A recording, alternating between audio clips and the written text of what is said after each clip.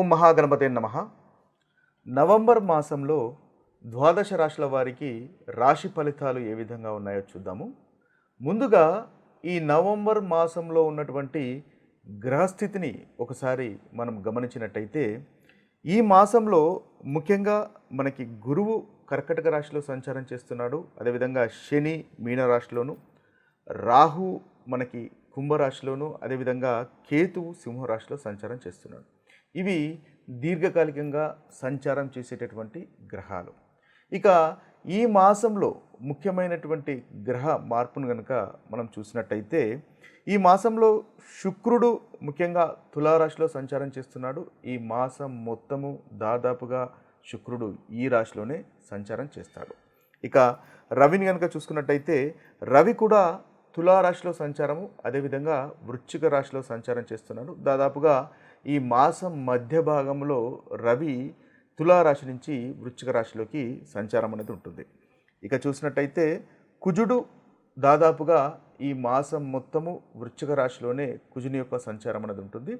ఇక బుధుని యొక్క సంచారము మనకి వృశ్చిక రాశిలో ఉంటుంది. అదేవిధంగా దాదాపుగా చివరి వారంలో మనకు తులారాశిలోకి బుధుని యొక్క సంచారం ఉంటుంది. బుధుడు ఈ మాసంలో వక్రీ కూడా అవుతున్నాడు. ఇది స్థూలంగా ఈ మాసంలో ఉన్నటువంటి గ్రహస్థితి.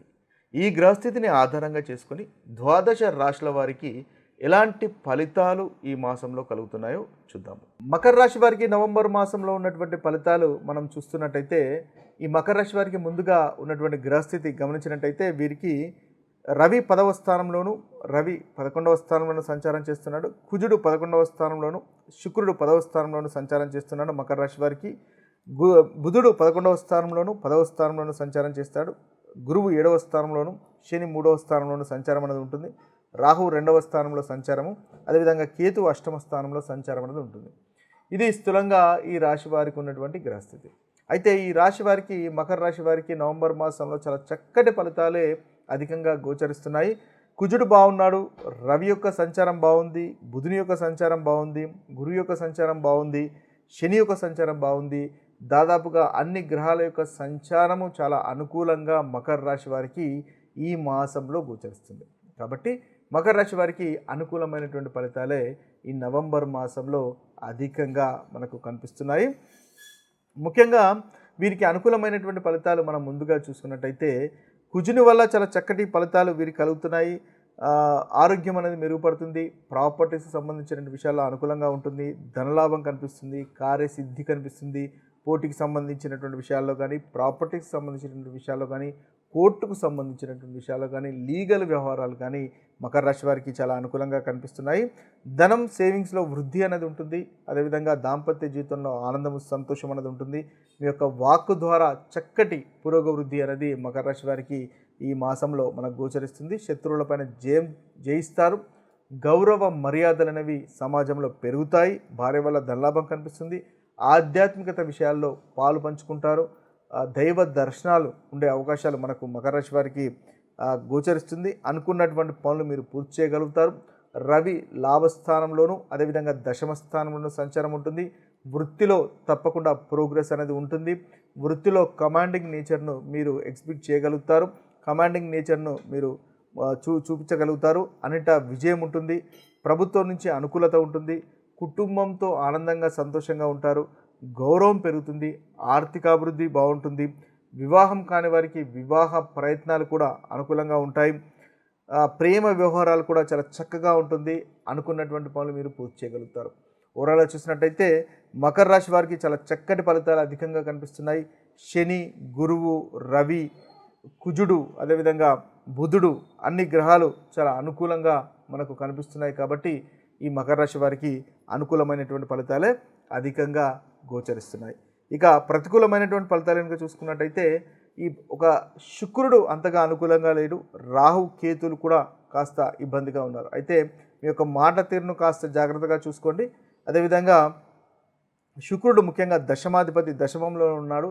అంటే మీ యొక్క వృత్తిలో చాలా చక్కగా ఉంటుంది. అయినప్పటికీ కాస్త కంఫర్టబుల్ అనేది అంతగా ఉండకపోయే అవకాశాలు, గొడవలు ఉండే అవకాశాలు ఉన్నాయి. కానీ ఓవరాల్గా చూసినట్టయితే మకర రాశి వారికి చాలా అనుకూలమైనటువంటి ఫలితాలే అధికంగా ఈ మాసంలో గోచరిస్తున్నాయి.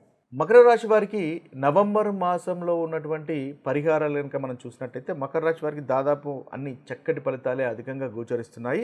శుక్రుని వల్ల కాస్త ప్రతికూలమైనటువంటి ఫలితాలు దశమ స్థానంలో కనిపిస్తున్నాయి. కాబట్టి వీరికి ఈ మాసంలో ప్రత్యేకమైనటువంటి పరిహారాలు కనుక చూసినట్టయితే శుక్రుని యొక్క మంత్ర జపాన్ని 108 సార్లు ప్రతి శుక్రవారము పఠించండి. ముఖ్యంగా ఓం ద్రాం ద్రీం ద్రౌం శుక్రాయ నమః అనేటటువంటి మంత్రాన్ని 108 సార్లు ప్రతి శుక్రవారం కనుక పఠించినట్టయితే మీకు వృత్తికి సంబంధించినటువంటి విషయాల్లో అనుకూలత అనేది పెరుగుతుంది. వృత్తిలో ఉన్నటువంటి ఇబ్బందులు తొలగిపోతాయి.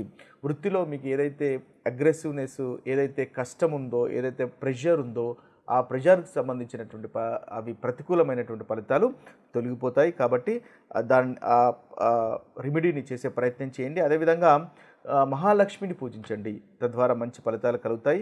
నెయ్యితో దీపాన్ని మహాలక్ష్మి ముందు వెలిగించండి, పూజించండి, తద్వారా మంచి ఫలితాలు మీకు కలుగుతాయి. ముఖ్యంగా ఏదైతే అరగెన్స్ అంటే ఏంటంటే ఈగోను వదిలివేయడం వల్ల మంచి ఫలితాలు మీకు కలుగుతాయి. దశమ స్థానంలో శుక్రుడు ఉన్నాడు కాబట్టి అనెథికల్ ప్రాక్టీసెస్ అంటే ఏంటి, మాల్ ఫంక్షన్స్ అంటే మీరు నిజాయితీగా ఉండే ప్రయత్నం చేయండి. మీరు పనిచేసే చోట నిజాయితీగా ఉండండి, ఆనెస్టీగా ఉండండి, తద్వారా మంచి ఫలితాలు కలుగుతాయి. శుక్రుడు బలోపేతం అవుతాడు, తద్వారా మీ యొక్క వృత్తిలో కంఫర్టబుల్ అనేది పెరుగుతుంది. మీరు అనుకున్నటువంటి పనులు ముఖ్యంగా చేయగలుగుతారు. ఇవి మనకు మకర రాశి వారికి ఉన్నటువంటి పరిహారాలు ఈ నవంబర్ మాసంలో. ఇవి స్థూలంగా మనకు ద్వాదశ రాశుల వారికి ఉన్నటువంటి పరిహారాలు. మరొక వీడియోలో మరొక రాశి ఫలితాలతో కలుద్దాము. అంతవరకు సెలవు. సర్వే జన సుఖినో భవంతు, సర్వే సుజన సుఖినో భవంతు. నమస్తే.